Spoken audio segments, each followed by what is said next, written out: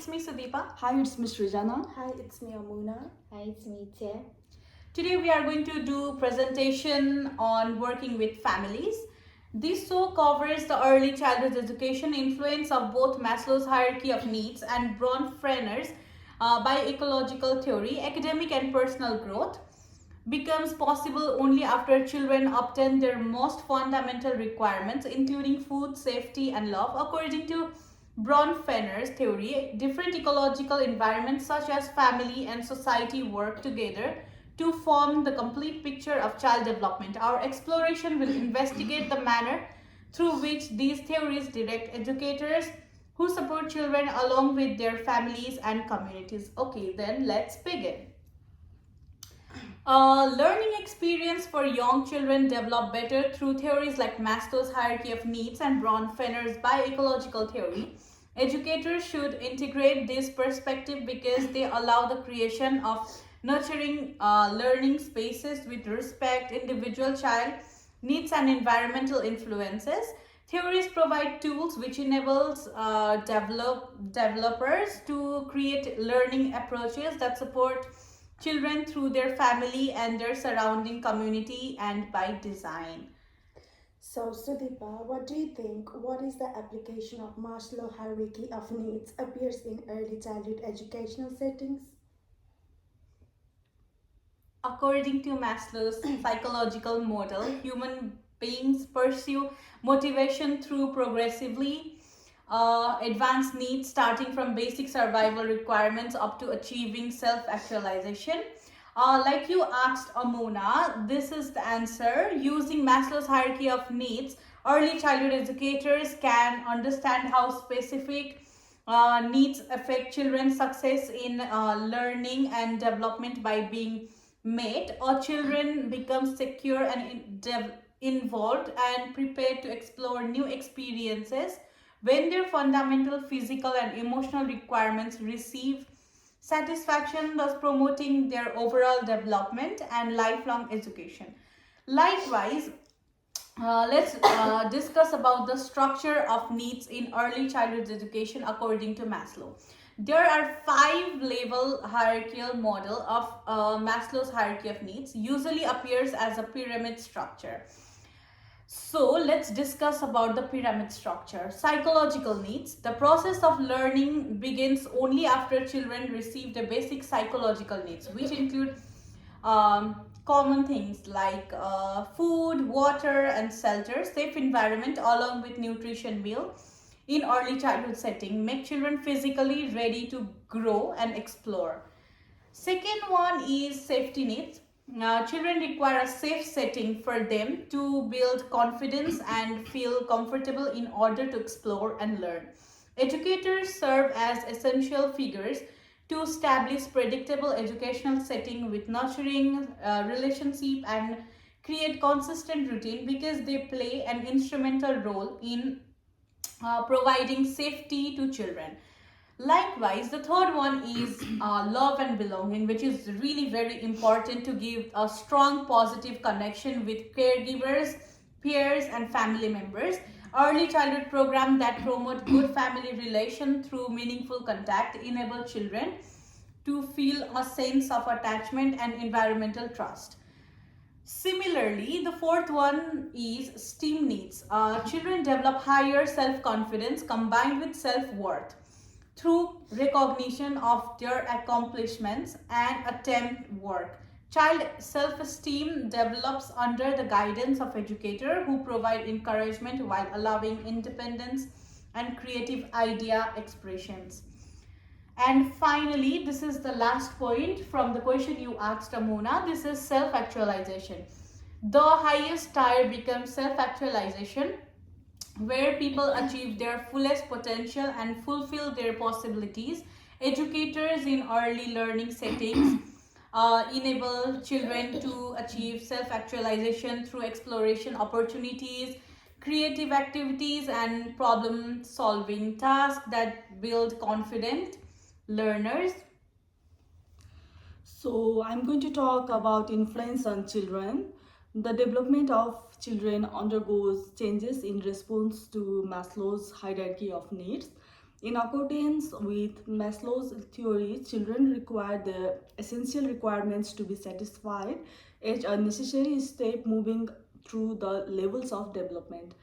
Children who obtain essential necessities, including healthy food, along with rest and safety, feel secure for interacting with their surroundings.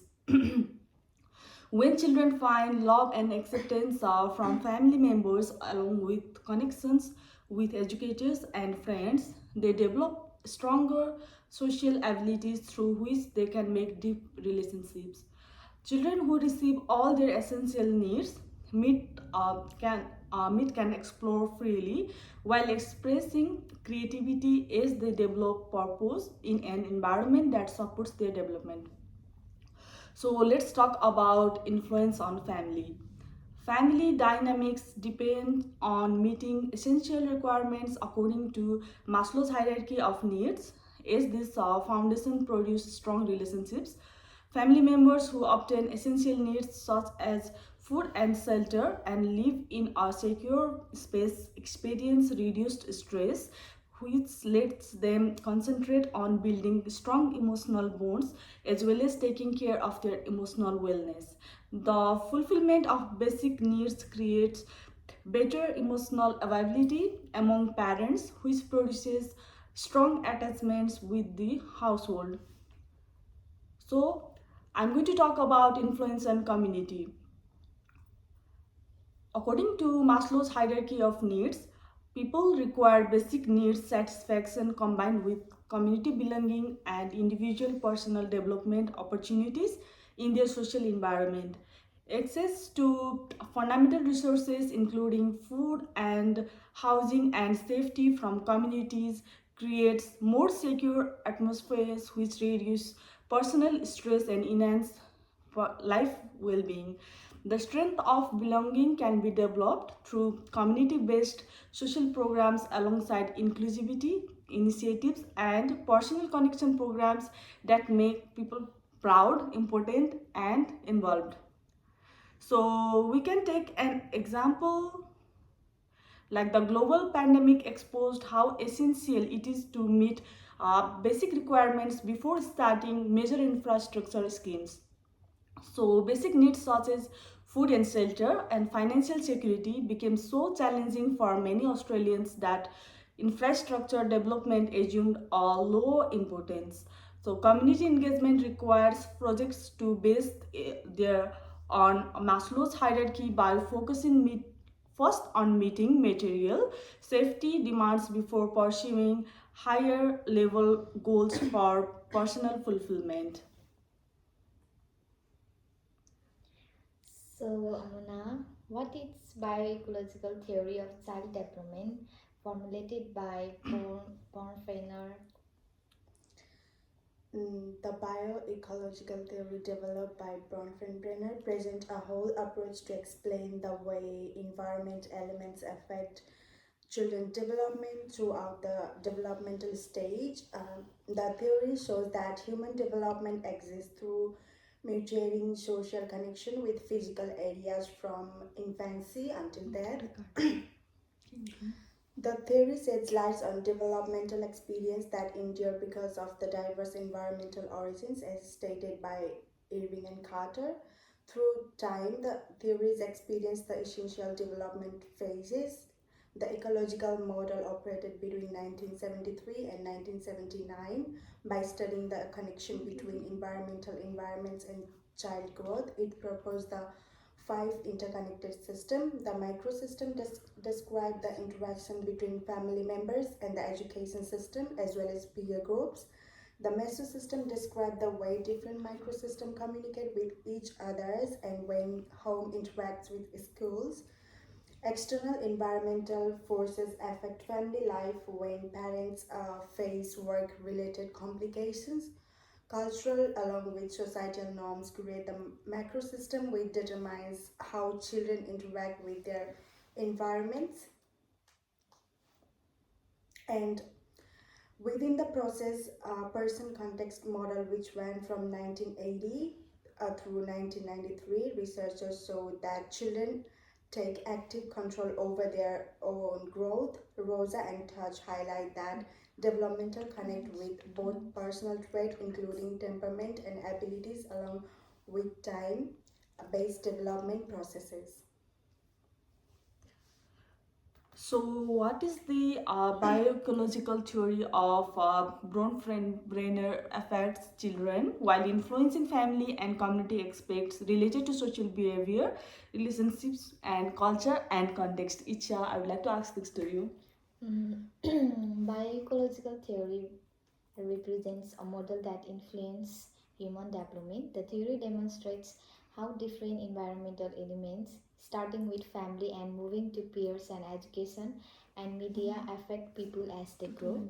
The bioecological system include microsystem, mesosystem, exosystem, macrosystem, and chronosystem, which affect children and families and communities by shaping social behavior while defining relationships and interaction culture along with contextual factors and in its influence on children. According to uh, Bronfenbrenner, children develop through interaction with their environment. Through the relationships, children adapt to external influences which receive back the effects they create. And influence on families. According to families, directly teach children the essential elements of their development. Parents, along with caregivers, establish the base for environment, emotional well-being, and social abilities as well. And influence on communities. Children's social connection grow further than household interaction to involve contacts with social mates, along with people in their local areas as well as wider communities member. And Aboriginal and Islander children develop their social relationships and community connection through their emotionally tied emphasis on natural sites.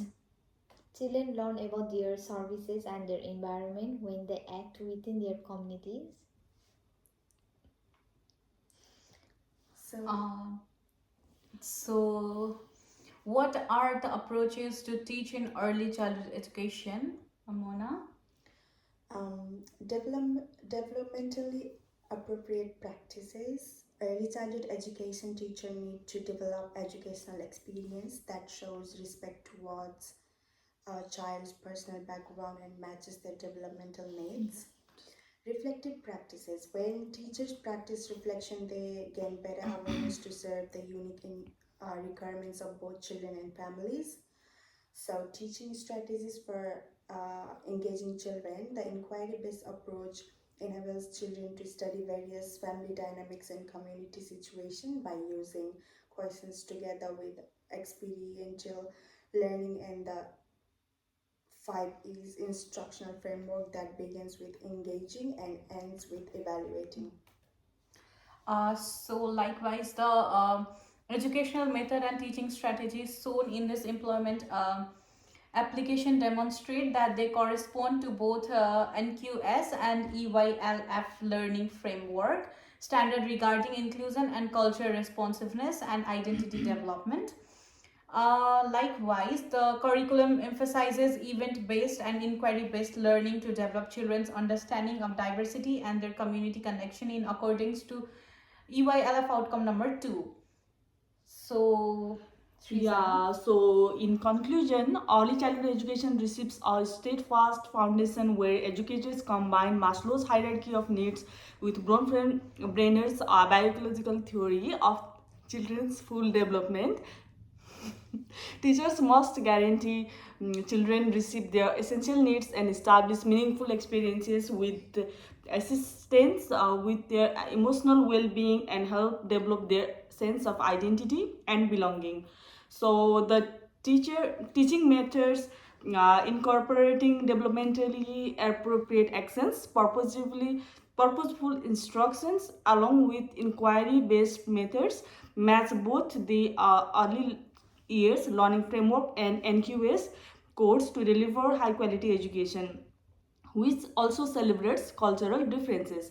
So, the implementation of reflective and event-based learning approaches enables educators to teach children how to interact with their environment as well as recognize diverse family arrangements and build cultural understanding. So, this is our presentation, and thank you so much for listening. Thank Thank you. you.